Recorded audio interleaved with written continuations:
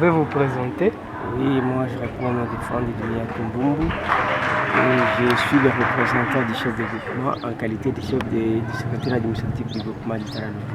Aujourd'hui, nous venons de participer dans une activité organisée par l'association AVPED.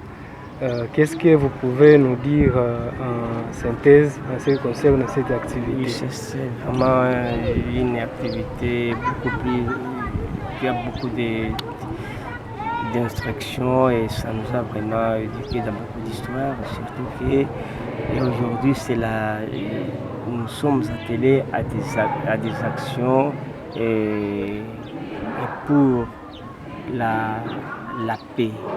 Alors tout le monde a été éduqué sur ce qui est la paix. On nous a aussi demandé d'observer la paix dans toutes choses et c'est la paix qui peut nous amener à des progrès sensibles. Et quel est le message du chef de groupement par rapport à la paix en général dans le groupement du Terra Luvungi? Vraiment par rapport à la paix, et le chef du groupement du Terra Luvungi appelle et interpelle tout le monde de s'activer pour la paix. Et donc de maintenir l'état actuel, puisque chez nous il n'y a pas de groupe armé, il n'y a pas de groupe là qui sèment les pagailles chez nous. Alors d'un tel climat, nous voulons que ça soit amélioré et que ça s'améliore beaucoup plus. Avec de telles instructions, de telles sensibilisations, vraiment ça nous a fortement réconforté et nous allons nous activer pour la paix durable. Avez-vous un autre message à lancer? Et le message à lancer, c'est maintenir vraiment l'état actuel des choses et surtout chercher à améliorer et pour qu'il y ait vraiment un clivage tellement meilleur pour que la paix soit vraiment totale chez nous. Nous vous remercions. Merci. Mimi naitwa kwa jina la Murandikira Esperance, mkaaji wa Quartier Batelite, Luvungi, groupement de Terra Luvungi. Sasa leo umepartisipe kwa hii activité kuhusu Journée Internationale de la Paix ama sikukuu ulimwenguni ya amani. Hatujui uliretenir nini kupitia siku ya leo? Kweli nimepartisipe kwa hii Journée Internationale de la Paix hapa Luvungi. Tulianza karavane ya paix kutoka groupement de Terra Luvungi mpaka kusale Polyvalente kwenye tulifanya kikao kidogo. Ninashukuru sana kuona tulijua ni nini ambayo ituleta, lengo ambayo ilituleta hapa. Ninatosha mafunzo umo ya kujua ile entité territoriale décentralisée. Sikukuwa ninajua kama ni commune, ville, secteur na chefferie. Lakini kwa leo ninaijua na ninajua ni wanani wenye kuwa mule ndani. Na nikajua ni nani katika chefferie, juu tuko mchefferie de Bafuliru. Nilijua kama wahusika ni chef de chefferie yani mwami, chef de groupement na chef de village. Na nikajua ya kwamba chef de groupement mwami ni baopeji ba ile entité yao. Na ninajua kama mwami anapashwa kuwa na nafasi, anapashwa kuwa na kwake, ateza ishi Uvira, ateza ishi Bukavu, ile ni domisile. Lakini kwake kwenye anaishi kwake, ndio ile entité yake yenye anapashwa kuishi ya kutambulisha kama ule ndiye mwami wa ile entité. Na pia tena nikaona kama ya kwamba nilipata tena ile kujua kama mwami anajue kazi mule mwa entité yake.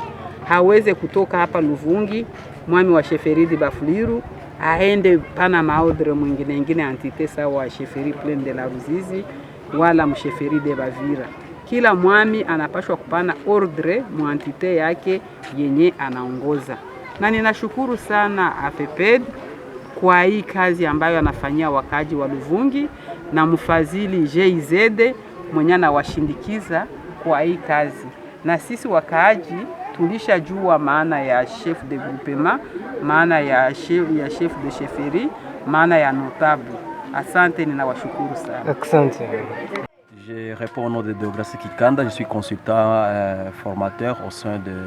Je suis consultant et là je suis de temps en temps invité par différentes organisations, tant internationales que nationales, pour intervenir dans le cadre de renforcement des capacités, tant institutionnelles que aussi renforcement des capacités sur le plan, de manière à permettre aussi aux structures et aux membres des organisations de la société civile aussi de bien travailler dans leurs entités respectives. Oui, aujourd'hui vous avez été invité par l'organisation AVPED pour faciliter exactement les enseignements par rapport à la journée internationale de la paix. Est-ce qu'en synthèse, vous pouvez nous dire en fait il s'agit de quoi? Parce que nous avons vu que le thème était concerné la loi sur la décentralisation. Est-ce qu'en synthèse, vous pouvez nous dire qu'il s'agit de quoi? Bon, ce n'était pas seulement la loi sur la décentralisation, mais c'était juste deux lois. La loi portant les statuts de chef coutumier et la loi sur la décentralisation. Vous savez, la décentralisation, il y a plusieurs lois, mais là on a touché juste sur la loi organique de 2008. Et le but de cet atelier, ce n'était même pas un atelier, c'était juste une petite réunion. La VPD a voulu organiser une journée internationale de la paix. Et à cela, il y a eu une caravane. Et après caravane, il a été constaté qu'il fallait qu'on puisse un peu essayer de réunir les gens qui ont participé à cette caravane-là pour qu'ils soient sensibilisés sur ces deux lois-là, notamment la loi sur les statuts des chefs coutumiers et la loi sur la décentralisation. Et là, on s'est beaucoup plus focalisé sur les attributions et les missions des chefs coutumiers, sur la loi relative au statut des chefs coutumiers. Et en ce qui concerne la loi de la décentralisation, là, nous nous sommes beaucoup plus appesantis sur les ETD ou les entités territoriales décentralisées. Et là, comme on est dans la chefferie de Bafouliru, nous avons touché juste sur les missions des chefs de chefferie ou les attributions des chefs de chefferie comme une entité territoriale décentralisée, la chefferie. Il fallait que les membres des associations de la société civile et aussi les autorités locales qui étaient là puissent savoir quelles sont les attributions d'un chef de chefferie, qu'est-ce qu'il fait dans son entité et qu'est-ce que aussi on peut attendre de lui. Voilà en bref ce qui a été dit. Et un peu des mots, quelles sont les attributions d'un chef de chefferie? Et j'ai parlé de comme il représente l'État dans son entité respective. Il est officier de police judiciaire à compétence générale. Il est officier de l'État civil. Et on a beaucoup plus touché sur d'autres attributions, mais on s'est beaucoup plus focalisé sur ça parce que ici, il y a certaines personnes qui refusent lorsque les chefs de chefferie les convoquent. Ils se disent que non, je ne peux pas aller répondre à l'invitation émise par les chefs de chefferie. Ils se disent que non, il n'est pas OPJ. Et là, il fallait beaucoup plus m'appesantir sur ça, expliquer le rôle du chef de chefferie. Parmi ces rôles, il est aussi OPJ à compétence générale. Et en tant que tel, il veille sur l'ordre et le rétablissement de l'ordre public et le maintien de l'ordre public dans son entité. Et en plus de ce qu'on a dit, il est officier de l'état civil, il célèbre les mariages, il peut également aussi inscrire aussi des naissances, aussi les gens qui naissent dans son entité. Et là, lorsque les enfants sont nés, les parents ont l'obligation d'aller déclarer la naissance en dehors de 90 jours, comme cela est prévu dans la loi portant protection de l'enfant. Et lui, il délivre aussi l'acte de naissance et également aussi d'autres actes aussi de notoriété. Voilà, vous avez un autre message particulier à passer par rapport justement à cette journée, par rapport aux enseignements, disons, tout ce que vous avez donné comme enseignement concernant cette loi. Oui, effectivement, là, j'aurais souhaité qu'il y avait pas de puisse encore organiser un atelier parce que si c'était juste un briefing, juste une causerie, un dialogue de quelques heures, ça a pris 1 heure seulement. Mais il fallait que ça soit maintenant une formation qui doit être organisée à l'intention des autorités locales et couplée aussi avec les membres de la société civile, également certaines institutions étatiques du milieu, les FRDC et la police nationale congolaise, pour que tout soit quand même outillé sur cette loi-là, pour qu'on sache un peu les rôles des uns et des autres, pour éviter quand même des conflits qui peuvent surgir dans ces milieux-ci. Aksanti katika kifupi. Bonjour monsieur le journaliste. Vous pouvez vous présenter à nos auditeurs et à nos téléspectateurs. Je suis Pascal Mitambo, le coordonnateur de AVPED. l'APD qui signifie Action des volontaires pour la paix et le développement. Oui. Aujourd'hui, l'AVPED venait d'organiser une manifestation commémorative de la Journée internationale de la paix. Quel était l'objectif de cette activité aujourd'hui? L'objectif de cette activité d'aujourd'hui, c'était dans le cadre de sensibiliser les communautés sur la paix, sur l'éducation à la paix, sur la culture, la promotion de la culture de la paix. Et surtout, notre focus aujourd'hui, c'était borné sur les thèmes nous tous pour l'acceptation mutuelle dans la gestion du pouvoir local et des opportunités socio-économiques et environnementales. Et disons aussi non à la division intercommunautaire. Et pourquoi vous avez seulement choisi aujourd'hui pour célébrer cette journée? Au fait, la Journée internationale de la paix se célèbre le 21 du mois de septembre. Mais malheureusement, compte tenu du contexte de notre milieu, en cette date du 21 septembre, nous avons connu un cas social au niveau du groupement du Tara Luvungi qui a perturbé toutes les activités au niveau du groupement du Tara Luvungi. C'est-à-dire nous avons connu un décès d'un pionnier du groupement au niveau scientifique, le professeur Choukour Batachoka, qui était le DG de l'IS de Rovira, qui était décédé et on devrait l'enterrer le 21 septembre. Alors, étant dans l'obligation sociale au niveau du village, et tous les groupements s'étaient mobilisés pour les obsèques de notre confrère qui est décédé. Et socialement, on ne devrait pas organiser une activité de grande envergure à cette date-là, alors que toute la population qui devrait participer à notre activité devrait d'abord accompagner notre fait professeur à son dernier demeure. C'est pourquoi nous avons décidé, avec les structures de paix que nous accompagnons et les chefs de groupement, de mettre cette activité à la fin du mois, de ce mois de septembre, qui est tombé le samedi. Et alors on a décidé bien d'organiser ça au début du mois d'octobre, à la date d'aujourd'hui, pour ne pas clôturer le mois de septembre sans que cette manifestation soit organisée au niveau du groupement du Tara Luvungi. Merci beaucoup. Et qui étaient les participants à cette activité?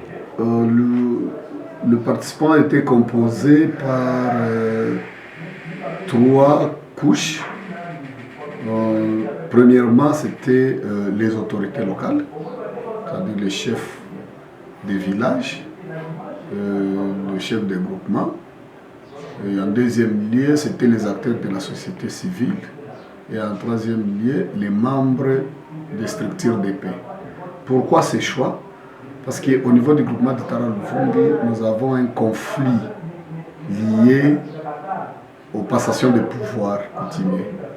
Et ce conflit est tissé entre autres par les acteurs de la société civile qui comprennent mal les rôles des chefs coutumiers et aussi les chefs coutumiers aussi qui s'opposent aux réactions des acteurs de la société civile. Et nous avons entre les deux parties les structures de paix qui travaillent dans la médiation.